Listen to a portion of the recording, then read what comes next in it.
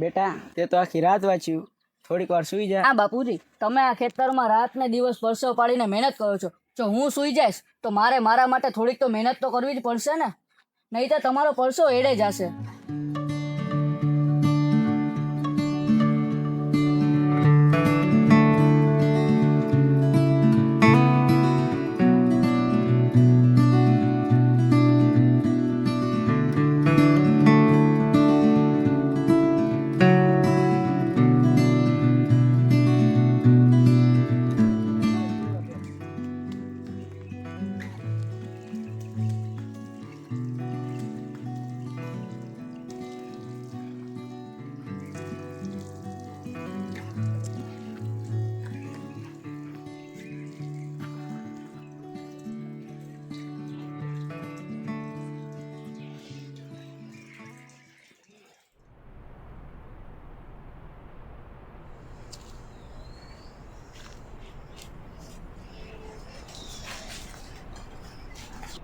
લે બેટા ચા પી લે.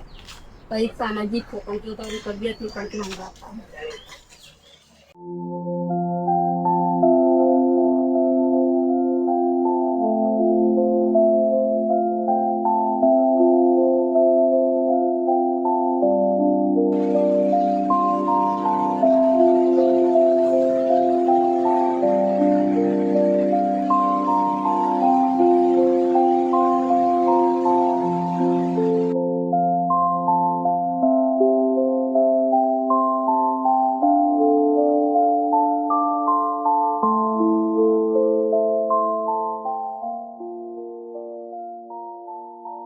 સિલેબસ બાકી છે. મારા મમ્મી પપ્પા મારા માટે કેટલું બલિદાન આપે છે. હું ડોક્ટર જ બની રહ્યો છું.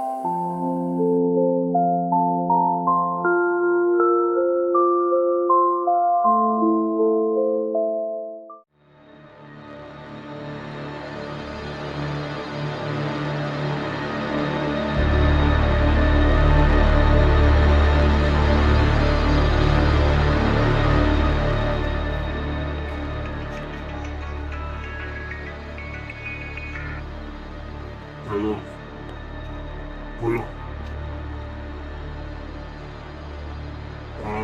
કોણ બોલો તમે? સ્કૂલમાં કોણ? સરકારી સ્કૂલ બરાબર છે. 50,000 રૂપિયા થશે, 35,000 એડવાન્સ લાગશે અને તમારો આજની દવા આવી જાય. તમે પોતે ન આવતા 15,000 જ્યારે દેવાના રેટ છે.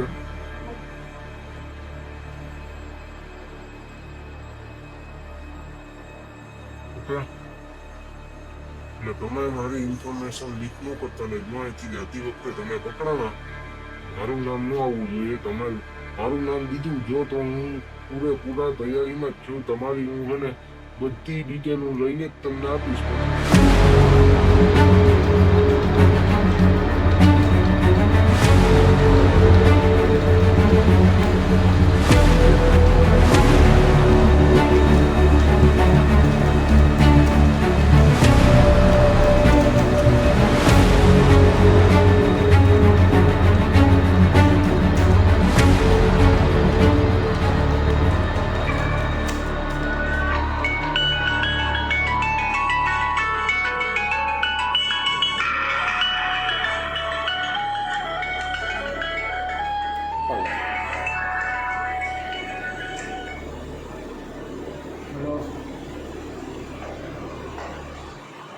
Phase.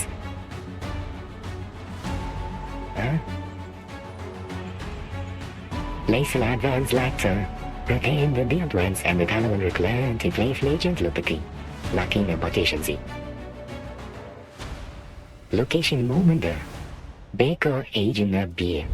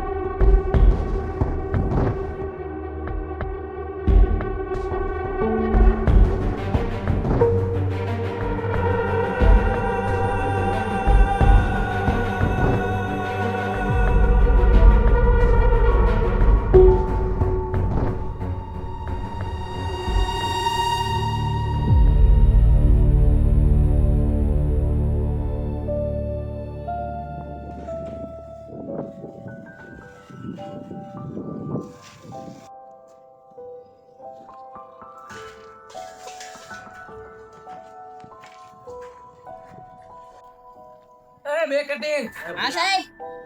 બે કટિંગ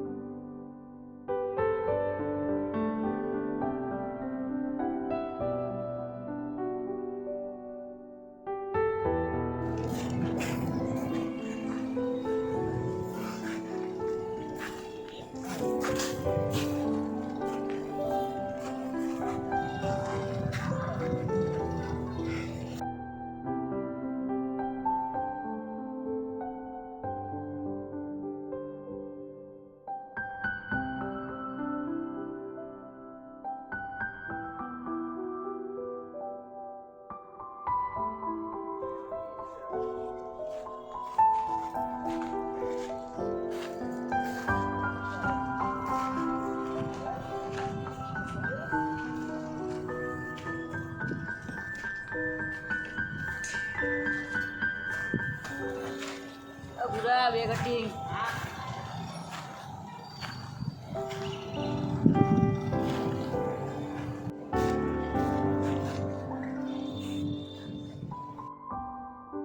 કોઈ જોઈએ સાહેબ? હા ના બિસ્કિટ પેપર પછી બોલાવું.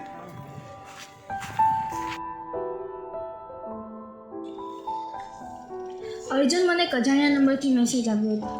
પેપર આપવાની વાત કહેલી. કહે છે 50,000માં આખું પેપર આપી દેશે. શું? આપણે વર્ષોથી મહેનત કરીએ છીએ ને આ લોકો શોર્ટકટ વેચે છે.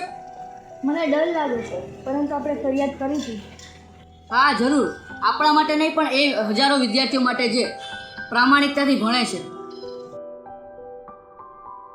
તો ચાલ આપણે પોલીસ સ્ટેશને ફરિયાદ કરવા જઈએ.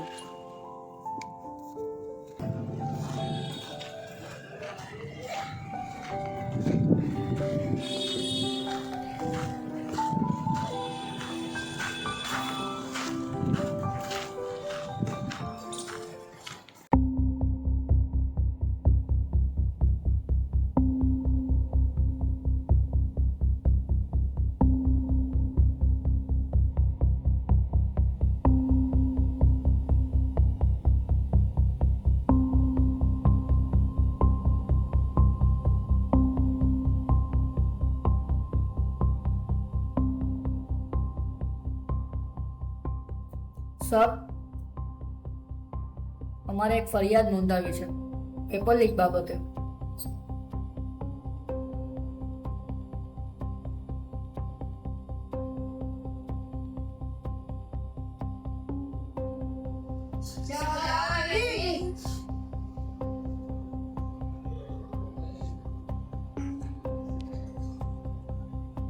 બોલો બેટા, શું વાત છે? વિગતસર બતાવો, ડરશો નહીં. સર જુઓ, અમારી બેચમાં ઘણા વિદ્યાર્થીઓના આવા મેસેજ આવ્યા છે. એક વ્યક્તિ પૈસા લઈને પેપર વેચે છે. આ તો બહુ મોટી વાત છે. તમારા જેવા આ વિદ્યાર્થીઓમાં આ પગલું બહુ ઓછા લોકો ભરે છે. તમે બહુ હિંમત વાળું કામ કર્યું છે. અમને ડર લાગે છે, જે લોકોને ખબર પડી દેશો.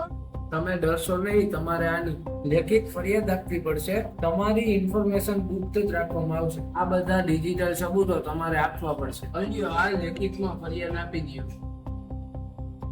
Inspector Patel here. સાયબર સેલને તાત્કાલિક મોકલો. અહીંયા પેપર લીકનો કેસ છે, અર્જન્ટ છે. વાત તો બોલો, ક્યાં શહેરથી આવો છો? કેશોદથી. તમારું નામ શું છે? અર્જુન. તમારા પિતાનું નામ? Rameshbhai.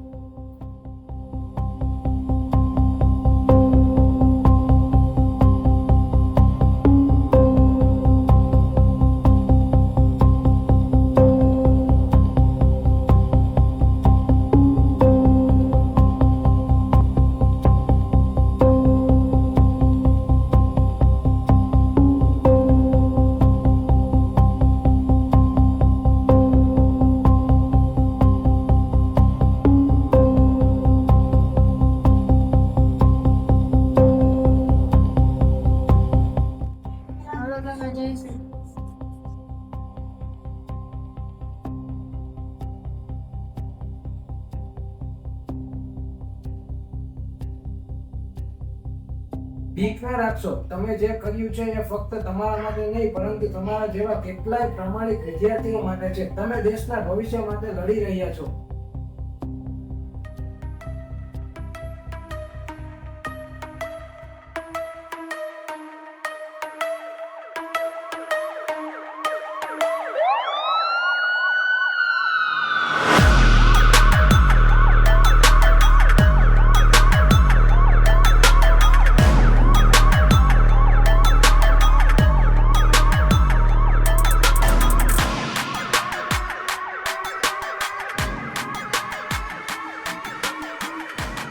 Go, want you and your teacher.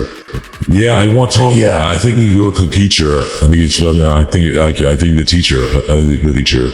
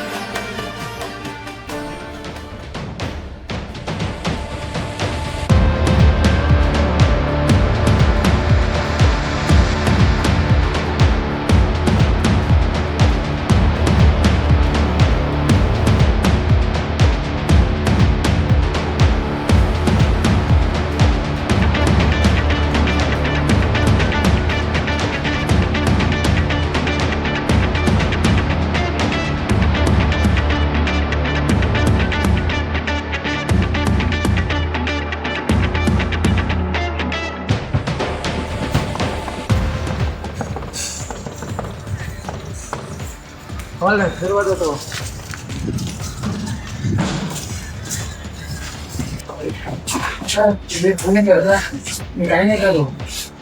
નામ હું વિકી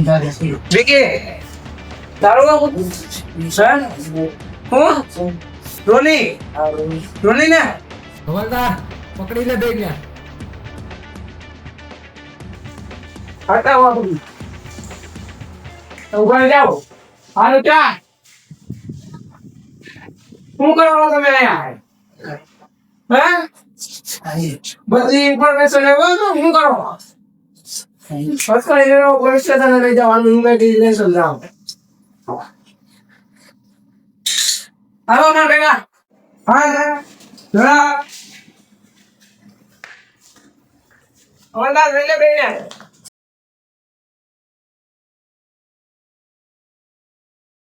અમારા કામ બધાય ખબર જ છે હાલો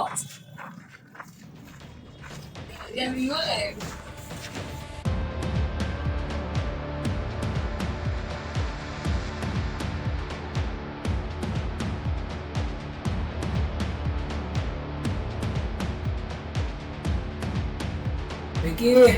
તારો ખેલ ખતમ તારા ઉપર પબ્લિક એક્ઝામિનેશન એક્ટ અને ક્રિમિનલ કોન્સ્પિરસી હેઠળ ધરપકડ કરવામાં આવે છે સાહેબ કઈ કઈને માનતા થાય એક કામ સોંપ્યું સાહેબ કહીને કે સાહેબ હવાલદાર લેપટોપ ફોન અને રોકડ પુરાવા તરીકે જપ્ત કરી લે બધું લિસ્ટ કરી લે લેપટોપ 3 ફોન અને રોકડ રકમ કાલ સવાર સુધીમાં બધા સળિયા પાછળ હશે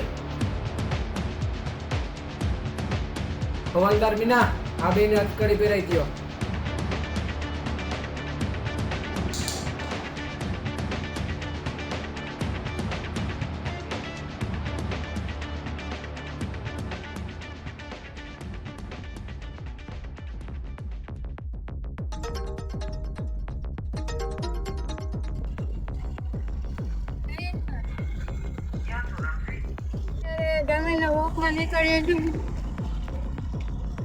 સાયબર સેલમાંથી મેસેજ આવ્યો છે. ફોરેન્સિક રિપોર્ટ તૈયાર છે. વિકીના ફોનમાં વારંવાર બોસ નામથી ફોન આવેલા છે. અત્યારે જ તેને રિમાન્ડમાં લેવો છે. ઝડપથી આવી જાઓ. હા સર આવું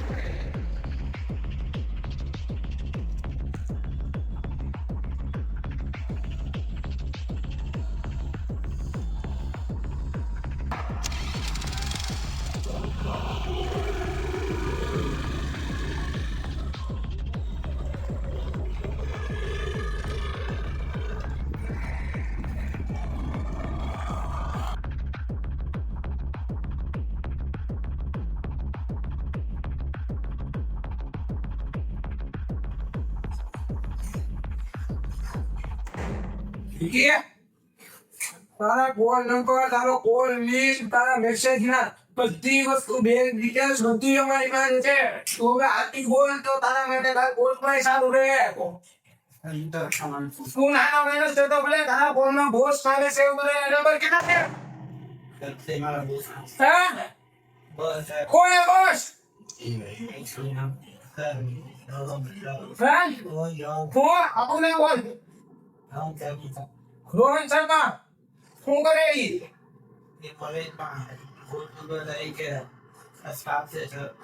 હા, એની ઉંમર કેટલી છે? હવાલદાર, આને કદી માહિતી લઈને જો. ઈ શું કરે?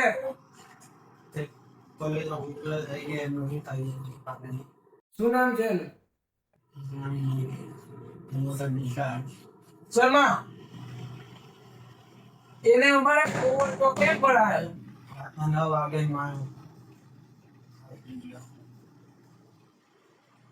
કેમ મળે? હે બોલ. બોલ, ઈ ક્યાં મળશે?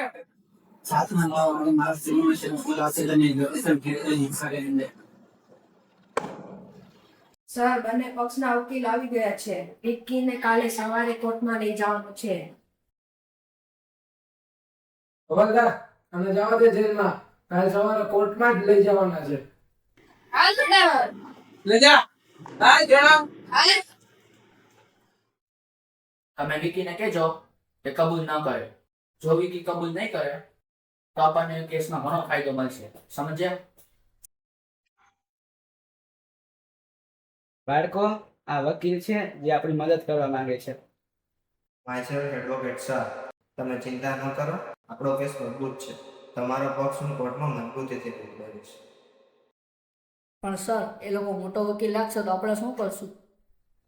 સત્ય અને પુરાવા સામે નાના મોટા વકીલનો ફરક નથી પડતો. તમે સાચા છો અને કાયદો પણ સાચાનો જ સાથ આપે છે. કેસ નંબર 245/2026 રાજ્ય વિરુદ્ધ વિકી અને અન્ય પબ્લિક એક્ઝામિનેશન એક્ટ અને ભારતીય ન્યાય સંહિતા હેઠળ ઓર્ડર. પ્રોસિક્યુશન આરોપીઓ સામે શું રજૂઆત છે? ફરિયાદી પક્ષ વિદ્યાર્થી અર્જુન અને મીરા સામેથી રજૂ કરું છું. હું મારી કોર્ટની માંગ છે કે અમે 14 દિવસની કસ્ટડીમાં વિકી અને સમીરને રાખી, જેથી પુરાવા સાથે તે ચેડા ન કરી શકે. અમારી પાસે ડિજિટલ પુરાવાઓ છે, આઈપી ટ્રેસિંગ, ચેટ રેકોર્ડિંગ, નાણાકીય વ્યવહાર. તેથી અમે 14 દિવસ પોલીસ કસ્ટડીની માંગ કરીએ છીએ. માય લોર્ડ, મારા અસીલ સામે પુરાવા હજુ પ્રાથમિક તપાસ હેઠળ છે. આથી હું જામીન અરજી માંગુ છું. કોર્ટે બંને પક્ષોની દલીલ સાંભળી ગુનાની ગંભીરતા અને પુરાવા સાથે છેડાની શક્યતાને ધ્યાનમાં રાખીને જામીન અરજી નકારવામાં આવે છે. આરોપીઓને 14 દિવસની પોલીસ કસ્ટડીમાં લેવામાં આવશે. માય લોર્ડ, આ ગુનો માત્ર કાયદા વિરુદ્ધ નથી, પરંતુ લાખો મહેનતુ વિદ્યાર્થીઓના ભવિષ્ય સાધનો છે. જે લોકો રાત દિવસ મહેનત કરે છે તેમના હકનું નુકસાન આવા આરોપીઓ કરે છે. ઓર્ડર. આ કોર્ટ સમક્ષ રજૂ થયેલા પુરાવા, સાક્ષીઓની જુબાની અને ડિજિટલ ફોરેન્સિક રિપોર્ટના આધારે હું આ ચુકાદો સંભળાવું છું. સૌપ્રથમ ગુનાની પ્રકૃતિ સમજવી જરૂરી છે. આરોપીઓએ સંગઠિત રીતે નાણાકીય લાભ માટે જાહેર પરીક્ષાનું પ્રશ્ન પેપર લીક કર્યું છે. આ કૃત્ય પબ્લિક એક્ઝામિનેશન એક્ટ 2024ની કલમ 3, 4 અને 5 હેઠળ સ્પર્શ ગુનો બને છે, જેમાં પ્રશ્નપત્ર લીક કરવું, તેમાં સહયોગ આપવો અને નાણાકીય લાભ માટે અનફેર મીન્સનો ઉપયોગ કરવો સામેલ છે. વધુમાં પુરાવા દર્શાવે છે કે આ કૃત્ય એકલા વ્યક્તિનું નહીં પરંતુ એક સંગઠિત ટોળકીનું કાવતરું હતું. તેથી ભારતીય ન્યાય સંહિતા 2023 ની કલમ 61 હેઠળ જે અગાઉના ભારતીય દંડ સંહિતાની કલમ 120 બી નું સ્થાન લે છે, આરોપીઓએ ગુનાહિત કાવતરાના પણ દોષી ઠરે છે. બે કે તેથી વધુ વ્યક્તિઓએ સહમતિથી ગેરકાયદેસર કૃત્ય કરવાનું આયોજન કર્યું અને તે યોજના પ્રમાણે અમલમાં પણ મૂક્યું. આ કોર્ટ એ પણ નોંધે છે કે આ ગુનો માત્ર કાયદાનું ઉલ્લંઘન નથી કરતું, પરંતુ ભારતના બંધારણની કલમ 14 હેઠળ મળતા સમાનતાના અધિકારનું પણ ઉલ્લંઘન કરે છે. કારણ કે જે વિદ્યાર્થી પૈસા ચૂકવી શકે તેને અયોગ્ય લાભ મળે અને પ્રામાણિક વિદ્યાર્થી પાછળ રહી જાય, એ સમાનતાના સિદ્ધાંતની વિરુદ્ધ છે. તેમજ કલમ 21 હેઠળ મળતો ગૌરવપૂર્ણ જીવન અને શિક્ષણનો અધિકાર પણ આ કૃત્યથી છીનવાયો છે. પરીક્ષા માત્ર ગુણ મેળવવાનો માર્ગ નથી, તે વિશ્વાસની વ્યવસ્થા છે. જે વ્યક્તિએ વિશ્વાસ સાથે છેતરપિંડી કરે છે તે માત્ર થોડા વિદ્યાર્થીઓને નહીં પરંતુ આખા સમાજની ન્યાય પ્રત્યેની શ્રદ્ધાને નુકસાન પહોંચાડે છે. આથી આ કોર્ટ નીચે મુજબ સજા ફટકારે છે. પ્રથમ, મુખ્ય આરોપી અને તેના સાથીઓ જેમને સંગઠિત ટોળકી તરીકે આ ગુનો આચર્યો છે તેમને પબ્લિક એક્ઝામિનેશન એક્ટ 2024 ની કલમ 10 હેઠળ ઓછામાં ઓછી 5 વર્ષની અને વધુમાં વધુ 10 વર્ષની સજા ફટકારવામાં આવશે તથા 1 કરોડ રૂપિયા સુધીના દંડની સજા પણ ફટકારવામાં આવશે. બીજું, ભારતીય ન્યાય સંહિતાની કલમ 61 હેઠળ ગુનાહિત કાવતરા બદલ તમામ આરોપીઓને મુખ્ય ગુના જેટલી સજા લાગુ પડશે, જે સાથે સાથે ભોગવવાની રહેશે. ત્રીજું, જપ્ત કરાયેલ તમામ ડિજિટલ સાધનો અને ગેરકાયદેસર કમાણી નાણાં, માહિતી ટેકનોલોજી અધિનિયમ 2000 ની સંબંધિત જોગવાઈઓ હેઠળ જપ્ત કરવામાં આવે છે. કોર્ટને આશા છે કે આ ચુકાદો સંદેશ આપશે કે શિક્ષણ અને પરીક્ષા વ્યવસ્થા સાથે છેડછાડ કરનાર કોઈ પણ વ્યક્તિ કાયદાની નજરથી બચી શકશે નહીં. ન્યાયાલય આ કેસ સાથે ઉભા રહેલા બંને વિદ્યાર્થીઓ અર્જુન અને મીરાની હિંમત અને પ્રામાણિકતાની પ્રશંસા કરે છે. તેમના જેવા યુવાનો જ આ દેશના ભવિષ્યની સાચી મૂડી છે. સવાલ એ નથી કે આપણે પાસ થઈશું કે નહીં. સવાલ એ છે કે આપણે સાચું શીખ્યા છીએ કે નહીં. ગુણ મેળવવા કે ગુણવત્તા, માત્ર પાસ થવું છે કે લાયક પણ બનવું છે.